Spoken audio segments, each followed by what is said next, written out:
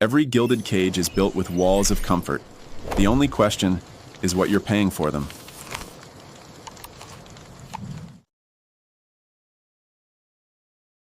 What if I told you there's a book written way back in 1994 that basically laid out the roadmap for a future global pandemic? I mean, a book that warned us how our rapidly changing world was creating the perfect storm for new diseases to break out. Well, that book is Laurie Garrett's The Coming Plague. And let me tell you, diving into it today, its warning feels more than a little prophetic. So let's start right here with this really powerful idea from Nobel laureate Joshua Lederberg. This isn't just some poetic phrase. He's talking about a hard biological reality. This idea sets the stage for our whole story, this constant, inescapable tug of war between humanity and the microbial world, a world we thought we'd already conquered for good. To really get what the book was warning about, you first have to travel back in time to the incredible optimism of the mid-20th century. I mean, this was an era of seemingly unstoppable medical power. It honestly felt like we were on the verge of winning the war on infectious disease forever. The book really grounds this era in a stark reality. Before all these medical miracles, a simple infection could absolutely be a death sentence. It tells the story of Dr. Bernard Field, who, as a kid, had to fight off this whole barrage of illnesses that today we treat them pretty easily. And his experience wasn't unusual. It was the norm. It was just a constant, brutal reminder of how vulnerable we were. And then, bam, everything changed. This timeline really shows you the cascade of victories.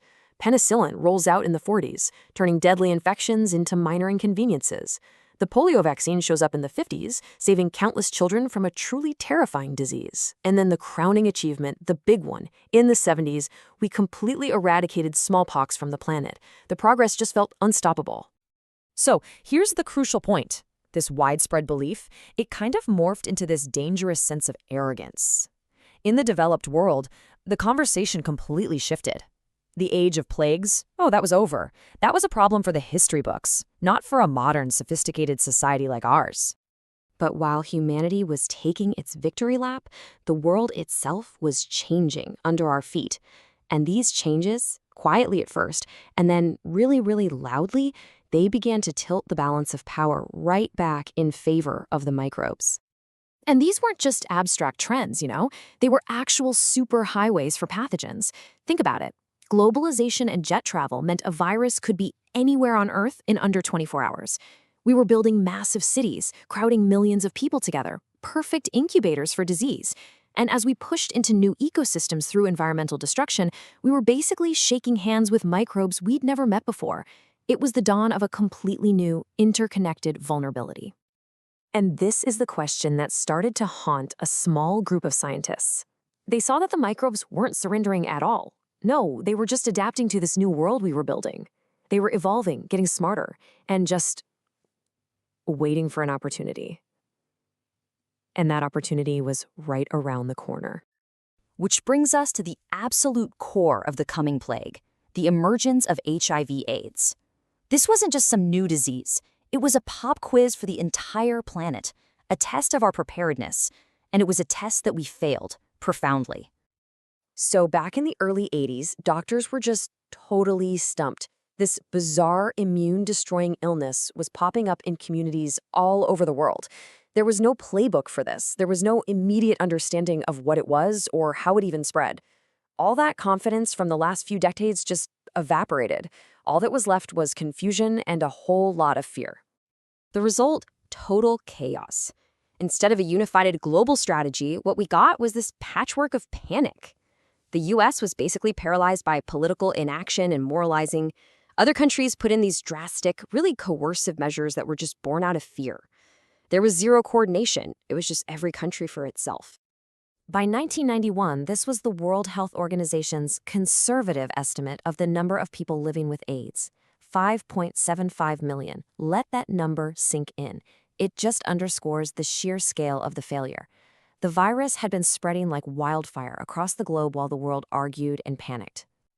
This quote right here really captures the psychological shock of AIDS. It just shattered that illusion of control we had. It proved that a brand new microbe could emerge and that our sophisticated modern systems were, in a lot of ways, completely helpless against it. It was a humbling and, frankly, terrifying lesson.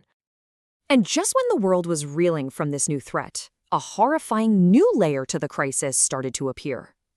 It turned out the new plague wasn't acting alone. It was actually creating an opening for a ghost from medicine's past. And this frightening twist brings us to tuberculosis. Yeah, TB, an ancient killer that we thought we had under control, but it was just lying dormant, waiting for the perfect conditions to make a huge comeback. This is such a brilliant way to show the deadly partnership that formed. HIV basically acts like a saboteur, right? It goes in and systematically dismantles the body's defenses. And tuberculosis, the ultimate opportunist, just waltzes right through the open door. For someone with a compromised immune system, a latent TB infection could suddenly erupt into an aggressive, deadly disease. And the consequences were just devastating. TB rates, which had been falling for decades, suddenly shot upward. In places like New York City, this dual epidemic actually caused life expectancy to fall. And even worse, new multi-drug-resistant strains of TB started to emerge, a total nightmare scenario for public health officials. So the takeaway here is absolutely crucial. Our failure to contain one disease ended up creating a second, parallel crisis. It taught us that these threats are all interconnected. A weakness in one part of our public health armor can be exploited by microbes, both new ones and old ones. Okay, let's bring this all together. What is the ultimate message of the coming plague? Well, it's not a message of despair. It's a message of radical realism about our real place in the biological world. The book's central argument is that our vulnerability, it's not something we can ever fully solve. It's a permanent condition of being alive. As long as the planet changes, and as long as we keep changing it, there will always be new risks and new threats. So the book really asks us to reframe how we think about this. This isn't a war we can win like we did with smallpox. It's an ongoing ecological struggle. It doesn't require one final victory. It requires constant vigilance, sustained investment in public health, and real, genuine global cooperation. And this, right here, is probably the most critical takeaway of all. Pandemics are not just biological events. They are the consequences of our choices, our human behavior, and our political decisions. The decision to prioritize short-term economic growth over long-term public health, how we build our cities, how we treat our environment, these are the things that ultimately determine our fate. Which, of course, brings us to the final, haunting question. Reading this book from 1994 today, in a post-COVID world, is a truly surreal experience.